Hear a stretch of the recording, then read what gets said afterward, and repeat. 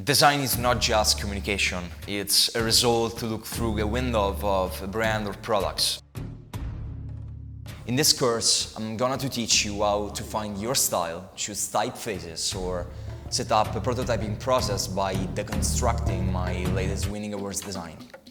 Usually ideas scary as hell to the client. They can reject you, and they will, but you got to find your own purpose, because if not, the client will find the focus for you. Create the logic and the goals before you go by asking the right questions and then stretch it into a wireframe process. In every project, this is how I start. I call this vibe palette that keeps all the idea in one place.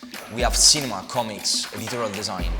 All these visual arts work together, and that's the trick. It's experimental, and we should find a way to merge them together.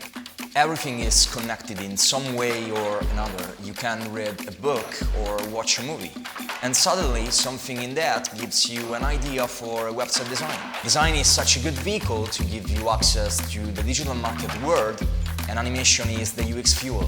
By the time we're done, you will be equipped with some of the methods and tools, so you can turn data into a process into design, design into knowledge.